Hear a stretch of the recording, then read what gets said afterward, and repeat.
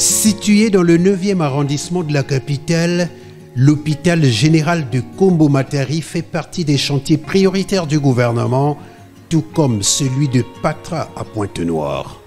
Rendre opérationnels dans les délais les deux hôpitaux généraux ayant de fortes capacités d'accueil, tel est l'objectif que s'est fixé le gouvernement. Un objectif noté comme urgence numéro 1 inscrit au titre des recommandations du 2e séminaire gouvernemental tenu à Brazzaville les 17 et 18 septembre 2021. En effectuant le déplacement d'Nkombo ce vendredi matin, le chef du gouvernement a voulu se rassurer du processus d'opérationnalisation et d'ouverture prochaine de cet hôpital général et de se rendre compte que les rapports qui lui parviennent dans son bureau de l'hôtel de la primature sont bel et bien conformes à la réalité. Où en sommes-nous avec ce projet qui doit rapprocher les soins de santé le plus près des populations? L'état des lieux a été fait au Premier ministre par le chef du projet, Dr Michel Sapoulou. Après avoir suivi la présentation de ce projet, le chef du gouvernement a eu droit à une visite guidée des différents services qui composent cette institution hospitalière déjà équipée et qui sera bientôt rendue disponible au grand public. Gilbert Mokoki, ministre de la Santé et de la Population. Du point de vue infrastructure et équipement, nous sommes au niveau de 60% des réalisations. Et qu'aujourd'hui, on attendait le branchement de l'électricité, les appareils qui sont équipés là-bas avec le réseau de EDC. Ce travail est déjà presque fait, mais il reste à le finaliser. Les Brésiliens attendent le rapport technique d'installation, de branchement. Comme ça, leur expert qui viendra du Brésil pour faire le paramétrage et des réseaux et aussi de tous les équipements techniques qui sont là-bas. Ça, c'est un. Mais nous avons aussi un travail de finition au plan institutionnel. Il faut faire aboutir les textes qui créent ces deux hôpitaux. Troisièmement, nous avons un travail de mise en place de la ressource humaine. Il n'y aura pas d'avenir prospère pour le Congo sans un peuple en bonne santé, avait dit le Premier ministre devant les députés, présentant le programme d'action du gouvernement. Il est allé le réaffirmer au personnel du CHU, le centre hospitalier universitaire de Brazzaville, deuxième étape de sa visite de terrain.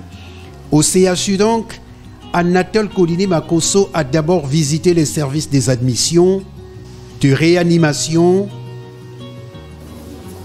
des urgences, cette sorte de porte d'entrée de l'hôpital et des malades atteints du Covid-19.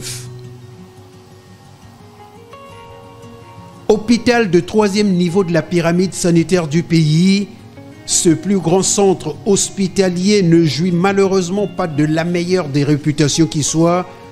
Le nouveau directeur général, le professeur Thierry Gombe, qui s'est fortement réjoui de la présence du Premier ministre sur ces lieux, a fait une présentation succincte du visage actuel du CHU avec ses principaux problèmes qui se résument en termes de vétusté de nombreux dispositifs médicaux, de dégradation avancée des infrastructures et d'autres équipements, du faible niveau de la mobilisation des ressources, du sous-effectif du personnel médical, tout en sollicitant l'appui attendu du gouvernement pour le renouvellement du plateau technique, le paiement régulier des salaires, la subvention d'équilibre, l'apurement de la dette. La liste n'est pas exhaustive.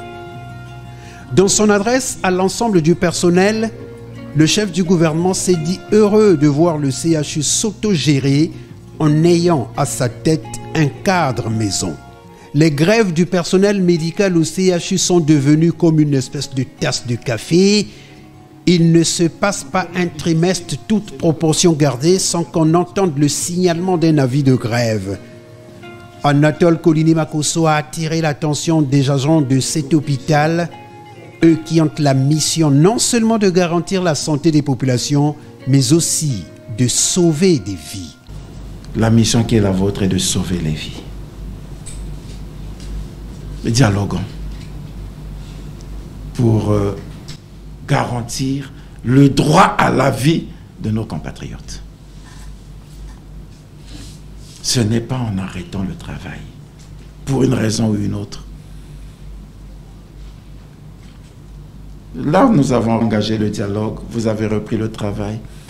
Est-ce que chacun de vous a réfléchi au nombre de patients qui ont trouvé la mort du fait de notre grève, de notre arrêt de travail?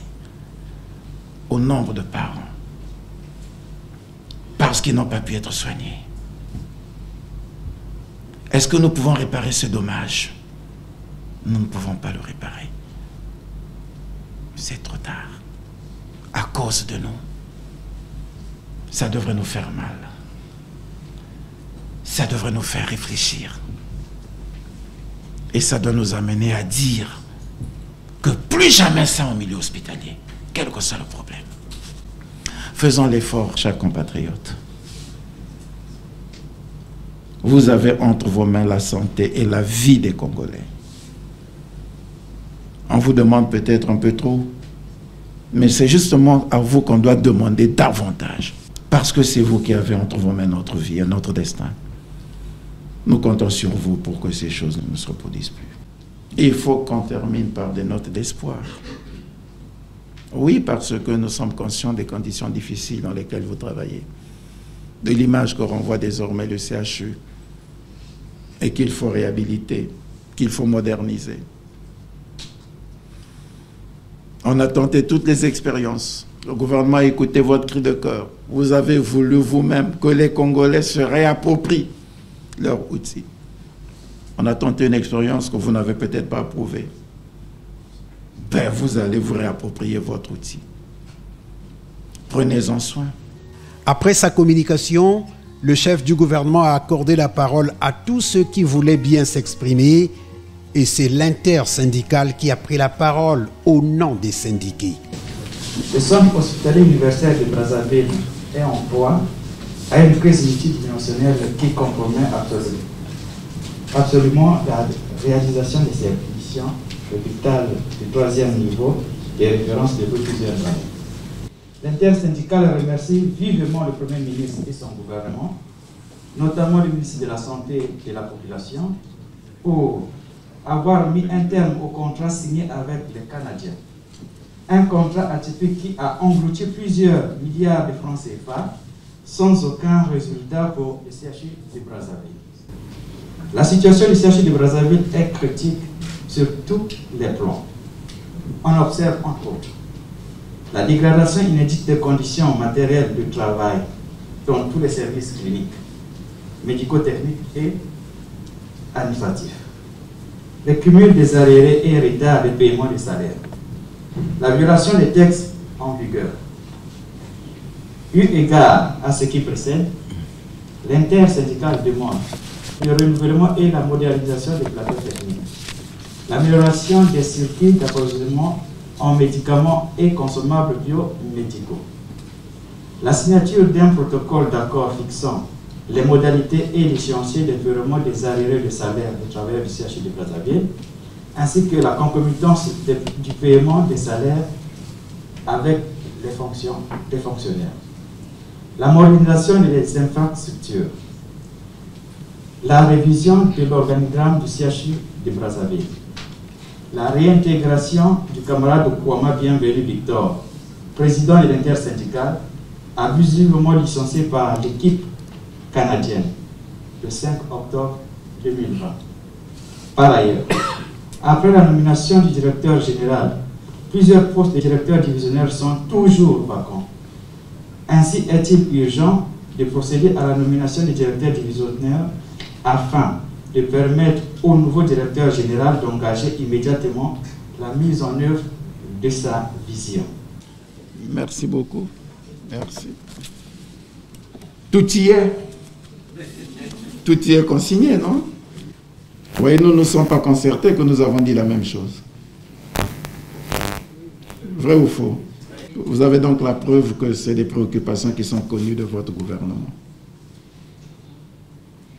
Donc nous regardons dans la même direction.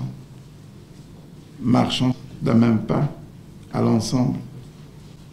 Serrons-nous les coudes pour avancer, pour réussir. Tout ce que vous avez dit ne peut pas se faire s'il n'y a pas une conscience professionnelle, s'il n'y a pas d'éthique au niveau du CHU. Le gouvernement place les questions de santé au centre de ses priorités, car rien de possible ne peut se faire sans un peuple en bonne santé.